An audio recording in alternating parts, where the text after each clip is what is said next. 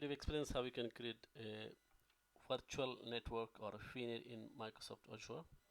So the main purpose why we create the virtual networks is that when we create the virtual network, all the resources, all the VMs, databases, storage accounts, applications, you can put that in the virtual network.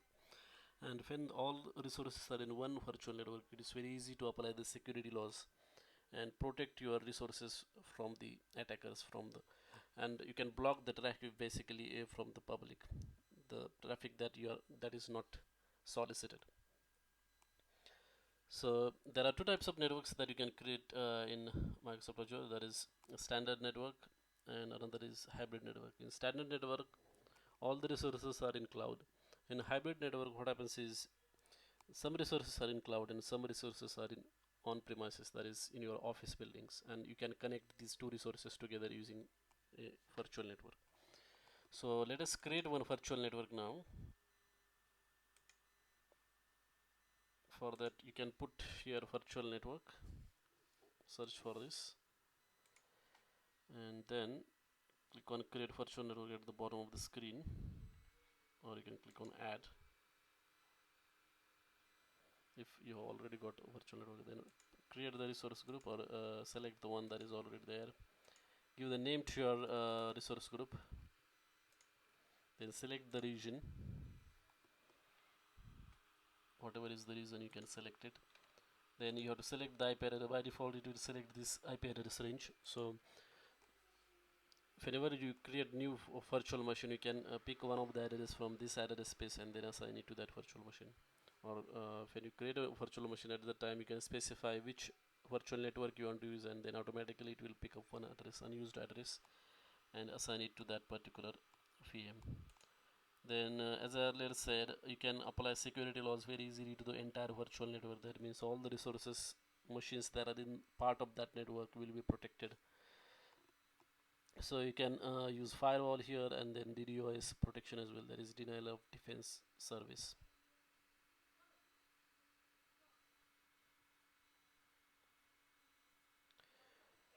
Then you can click on review and create. I have already created a virtual network, so I'm just gonna skip this step, and this is the network that I have created. It is in the Australia East region, and you can see here these are different settings that you can look at. This is my address space. Here you can see what all devices are connected to the network. You can attach any number of devices. Because of Internet of Things, there are a lot of devices that can be connected to this virtual network. It can contain virtual machines, database servers, and lots of other things. Then a subnet is basically part of network. Like once you create a virtual network, you can split that network into different parts, and that is called a subnet. So here by default there is one subnet, but you can definitely add another subnet as well, and gateway subnet as well. Then DDoS protection settings are here. You can select basic or standard. Then firewall settings can be done here. Right now there is no firewall, but you can easily set up by clicking here to create a new firewall, and then you can apply the inbound outbound rules for the ports and IP addresses as well. Then security settings are here for the network. So it is my free subscription is there, so it is saying that you have to upgrade to standard tier, and then I can do that settings. You can also use the DNS server that is provided by the Azure, or you can apply or use your own servers as well. Now peering is basically used to connect networks in different regions. So you can see my network was in Australia East, but if there is another network, say in another region, say India, then I can connect these two virtual networks using peerings.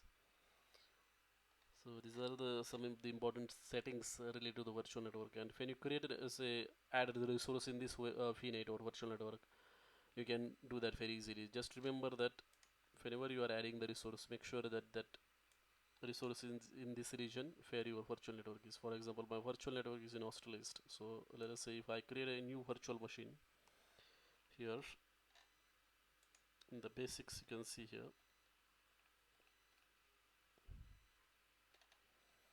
the region I have selected is Australia East, because my virtual network is also in Australia East. and that's why if you go to networking, I'm able to select that virtual network that I have created already. So what will happen is whenever I create this virtual machine, that machine will be put into that virtual network, in this virtual network. And that is possible only because I'm selecting the correct region here. Earlier I was selecting different region here, and then my vnet was not appearing in networking section. So you have to make sure that this region is matching with your virtual network's location, and then that resource will be put into that virtual network. So that's all about virtual machines and networks in Azure DevOps. If Azure Cloud. If you have more questions, let me know in the comments. Thanks for watching this video.